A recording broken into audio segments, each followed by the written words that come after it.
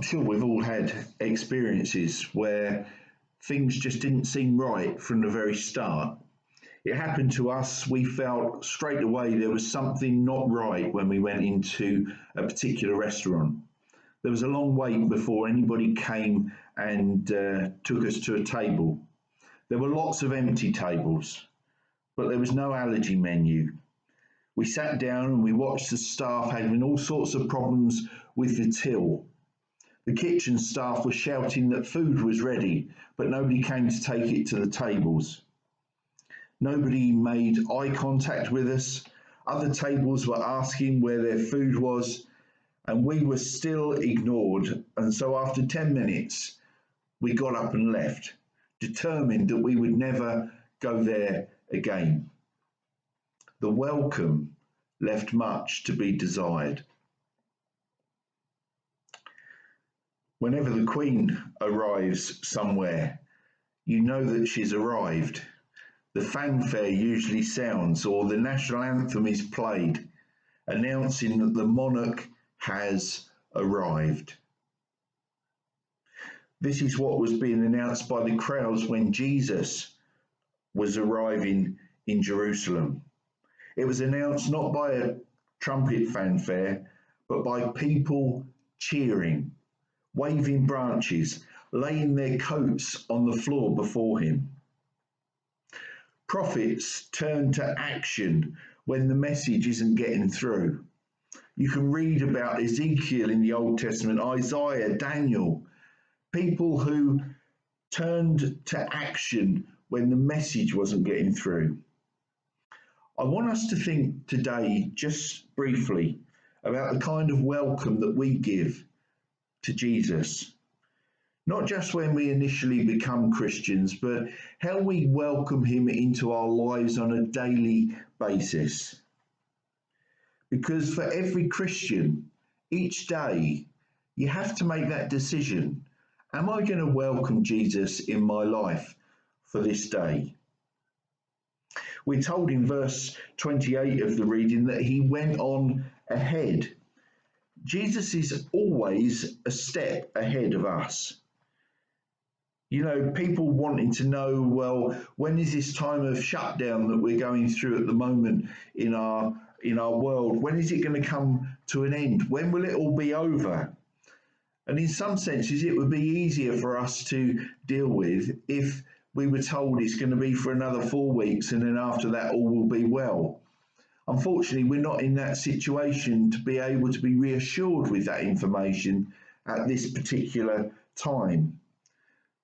But be aware that Jesus is always a step ahead of us, preparing our way, giving us someone to follow.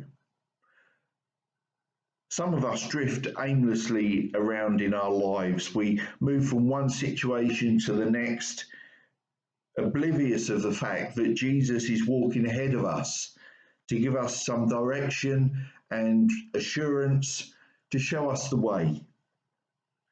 The reason that Jesus goes one step ahead of us is because he loves us. It's because he understands us.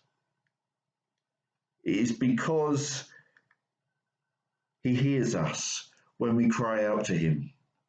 Jesus wants us to make room for him in every area of our lives.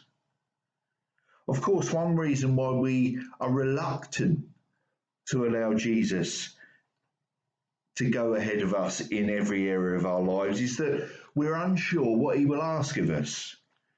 If we follow him, will the cost be too great? If we do what he calls us to do, will we be able to get through and enjoy life? When the disciples went to get the colt that Jesus was going to ride on, the owners were willing to give it to the master. If God asks something of you and me, are we equally as willing to give him whatever it is that he asks us for? Friends, this is a core message for us to grasp. Who are we following?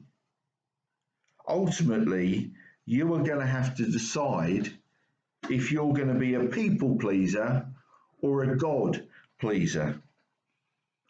There's nothing wrong with being a people pleaser, provided that you put God first and you please Him first. If you decided to be a God pleaser first, I can promise you that somewhere along the line there will be people who reject you. That was true for Jesus, and it will be true for us too. Jesus said, didn't he, in John's Gospel, John 15, verse 18, if the world hates you, remember it hated me first. You see, our role in life, above everything else, is to make Jesus welcome. That should be our priority, because when we make him welcome, we are fulfilling God's number one desire to be part of our lives, to have a relationship with each of us. Jesus paid a huge price for us to have a joyful, peaceful life. And he doesn't want to see us floundering around without any direction. You might feel at this moment in time, with what we're all going through in the world and in this particular country, you might feel that we're floundering without any direction. We cannot live the kind of life that God wants us to live without him strengthening us and guiding us. And that's why Jesus was walking a step ahead of the disciples. Man and I were watching a program on the telly just this past week. It was one of those garden renovation programs. We quite like watching them and dreaming of what we could do with our garden. But on this particular occasion, the couple whose garden it was had got a budget. Their budget was quite a healthy and reasonable budget. They said that they'd got £7,000 to spend on having their garden turned into something that they remembered from their trips in Japan, a Japanese garden. The people who were designing this garden spent a huge amount of their budget on boulders, concrete, stone boulders that they placed carefully in different parts of the garden to give it that Japanese garden feel, apparently. These boulders took £2,500 of the budget, and it just seemed rather a lot to me to spend that amount of money on these boulders. These boulders that have got no feelings, they are completely lifeless.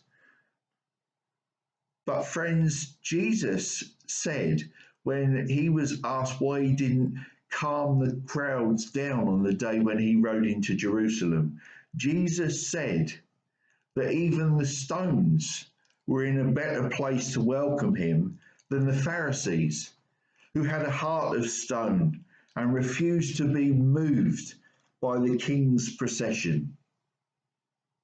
In your life, what sort of welcome are you giving Jesus at this moment in time?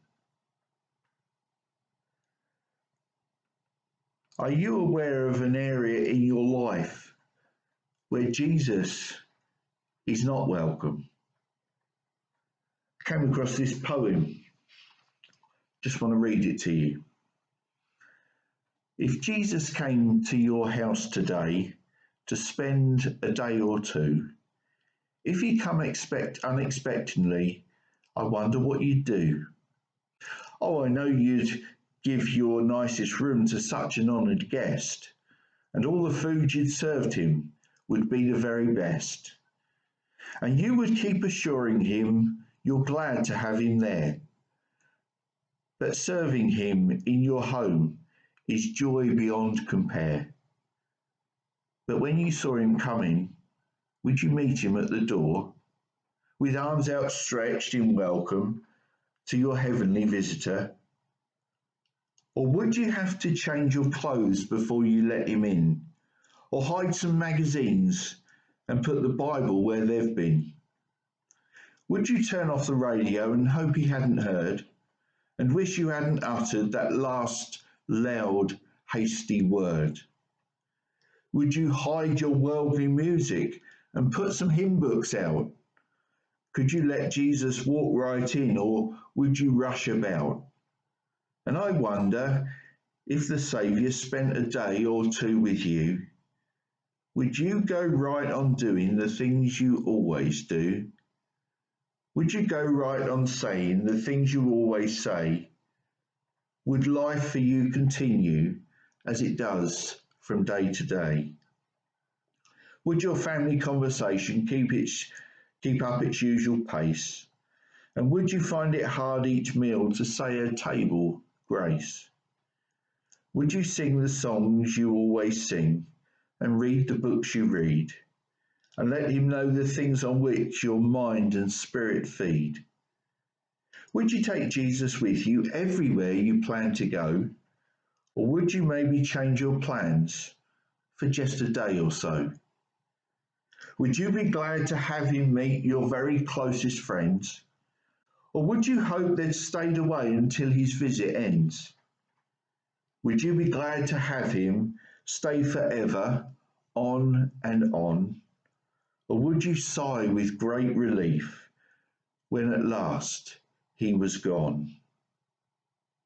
It might be interesting to know the things that you would do if Jesus in person came to spend a day or two with you. Friends, let me help you understand one of the reasons why Jesus is so often not welcomed in our lives. Some of us think that filling our schedule with activities is the be all and end all. To have a busy diary means that you feel valued and wanted and important and loved. The problem is when God is trying to receive a welcome in our life, there's no time or space left for him. Let me ask you, when was the last time that you and I invited Jesus to help us make a decision? Do we just follow Jesus in the hope that he will fulfill all our hopes and desires? A couple of years ago, we watched the film called The Darkest Hour. It's a film about Winston Churchill and the way that he led this country in the war and how he rose to the position of Prime Minister. There were great expectations as to what people wanted him to do. And when his plan did not meet everybody's ideas, support waned. But as you know, the victory in World War II was in no small way down to Churchill's leadership. But at the end of the film, some words came on the screen, and they were saying this just a few months after victory was declared. Winston Churchill, the man who had led Britain to victory in the Second World War, was voted out of office. At that moment of his greatest success, rejection was fast approaching. Friends, people can be fickle. One minute a leader can be the best leader ever, and the next he can be totally rejected. That's what happened to Jesus. To start with, he was welcomed as a great leader, and then within a week, he was rejected. Within a week, the crowd was calling for him to be crucified. Within a week, he was nailed to a cross. When we ask Jesus into our lives, God doesn't do the things that we expect him. The sign of our faith will be our determination to trust him through the good times, but also through the bad. Friends, faith involves risk, but too often we fear the cost. It's easy to follow God in the good times. It's much harder when life is not so easy, like at the moment. But friends, God remains faithful. Until we make Jesus welcome in our world again, we will continue to see problems in society and in our lives. During this time of struggle, know that Jesus is a step ahead of you. Know that with him, you can trust.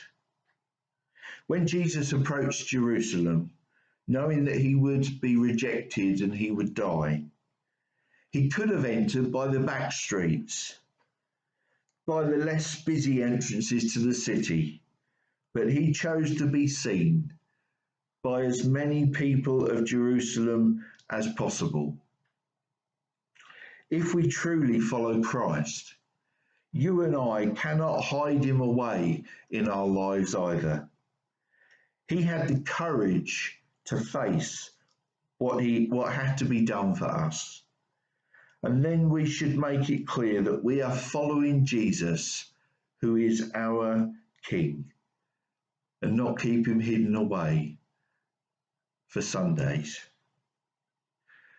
Read a lovely story about a father who wanted to read a magazine, and he just found 5 minutes to sit down, and he was reading this magazine, but he was bothered by his little daughter. She wanted to know what the United Kingdom looks like. Finally, he tore a sheet out of his new magazine on which was printed the map of the UK. Tearing it into small pieces, he gave it to her and said, "Go into the other room and see if you can put this together. This will show you what our country looks like today." After a few minutes, she returned and handed him the map, correctly fitted and taped together. The father was rather surprised and asked how she had finished it so quickly. "Oh," she said, "on the other side of the paper is a picture of Jesus. When I got all of Jesus back where he belonged, then our country just came together." Friends, you can trust, even at this difficult time, in the Messiah who came and gave his life for each and every one of us. Let's welcome him into our lives too. Amen.